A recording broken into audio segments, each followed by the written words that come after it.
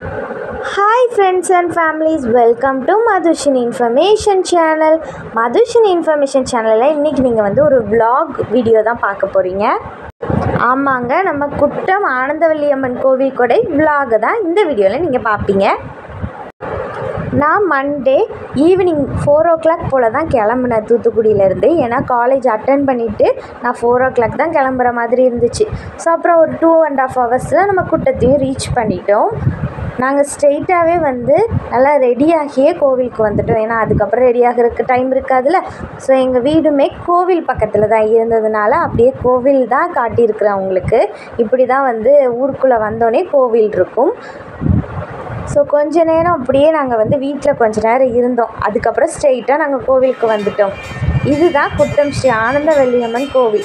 சாமி ஆடிக்கிட்டு இருந்தாங்க. எப்போவுமே நாங்கள் கொஞ்சம் கோவிலுக்கு வர லேட் பண்ணிடுவோம். கிளம்பி குட்டத்துக்கு வந்த பிறகு தான் கிளம்புவோமா, ஸோ லேட் ஆயிரும். ஆனால் இந்த தடவை நாங்கள் சீக்கிரமாகவே தூத்துக்குடியிலேருந்தே கிளம்பி வந்ததுனால எங்களுக்கு டேரெக்டாக கோவிலுக்கு போயிட்டோம். சாமி ஆடுறதெல்லாம் திருப்தியாக பார்த்தோம். சாமி ஆடுறதெல்லாம் பார்த்துட்டு நாங்கள் மேலே கோவிலேருந்து கீழே கோவிலுக்கு சாமி கும்பிட போனோம். மேலே கோவில் அப்படின்னா ஆனந்தவல்லி அம்மன் கோவில், கீழே கோவில் அப்படின்னா முத்தாரம்மன் மாரியம்மன் கோவில். 2 கோவிலுமே பக்கத்தில் தான் இருக்கும். ஸோ இதுதான் வந்து ஆனந்தவல்லி அம்மன் கோவில். 2 கோவிலுக்குமே இவ்வளோ சூப்பராக லைட்லாம் செட் பண்ணி கோவில் கொடைனாலே இவ்வளோ பிரம்மாண்டமாக இந்த திருவிழா மாதிரி தான் இருக்கும். ஸோ நாங்கள் அப்படியே கீழே கோவிலுக்கு போனோம். ஆனால் கீழே கோவிலில் எப்போவுமே கூட்டமாக தாங்க இருக்கும். அதனால் என்னால் வீடியோ எடுக்க முடியல.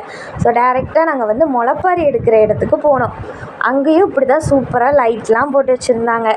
நல்லா டெக்கரேட் பண்ணியிருக்கிறாங்கள லைட்லாம் போட்டு. ஸோ இங்கே கொஞ்ச நேரம் இருந்தோம். பட் எங்களுக்கு ரொம்ப கூட்டமாக இருந்துச்சு.